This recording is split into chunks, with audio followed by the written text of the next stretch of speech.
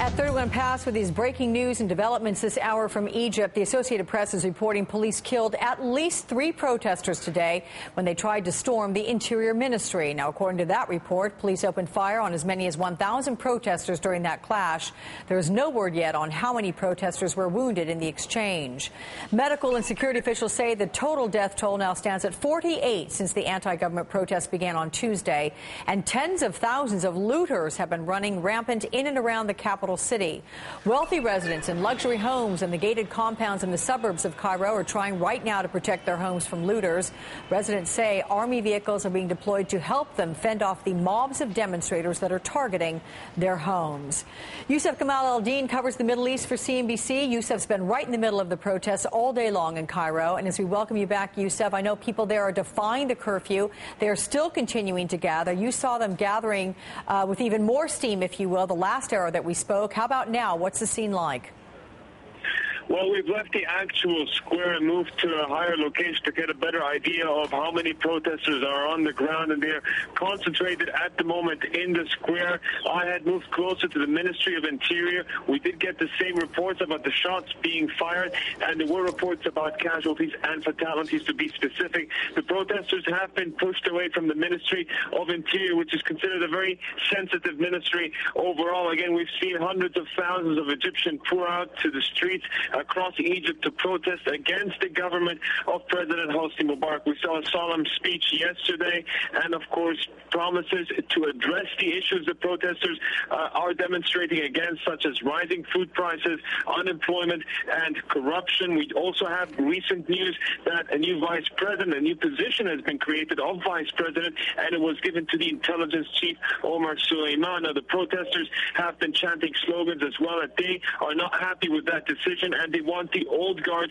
to be removed completely. A similar picture to the picture we had in Tunisia. Also, the armed forces have made it repeatedly clear, and you mentioned that they're defying the curfew at the moment. However, they said that they will follow through with the curfew and will impose it.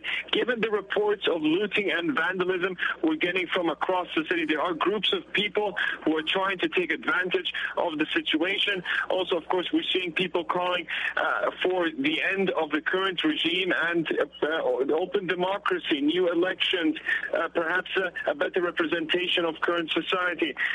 So we'll have to see how this all plays out. In any case, still very questionable as to whether this situation will be resolved. The central bank made an announcement and said that the banks will remain closed tomorrow in light of the ongoing reports of looting and vandalism.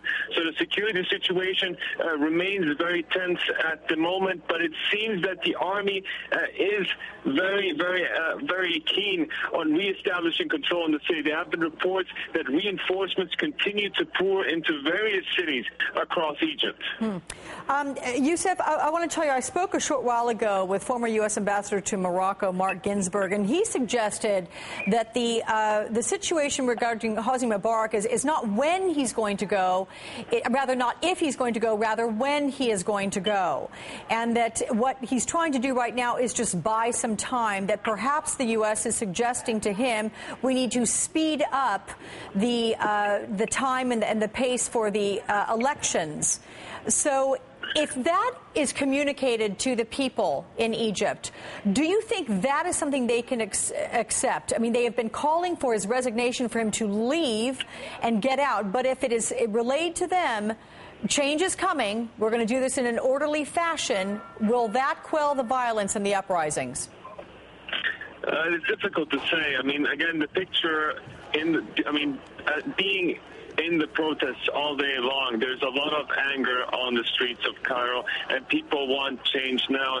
They no longer have the patience to wait. They want to see promises fulfilled. Promises have been made on so many occasions for them, and the pressures on the average Egyptian citizen are not decreasing by all means. I mentioned youth unemployment, higher food prices, and corruption. It's a very tough life. There's rampant poverty across the country, so Egyptians are no longer longer in a position for most of them to wait any longer. They do want to see serious changes, and at the moment, the proposed changes or the proposed plans and the proposed reforms are not sufficient enough for them to back down from the protests. Will they heed the army's call to respect the curfew? That also remains a question. It seems that the numbers are perhaps slightly getting less. I mean, looking around the streets from the vantage point that I took right now, there's little movement. Here I can see, of course, the increased number in the square, but overall the numbers have probably faded slightly. That doesn't mean that the protests are over by all means,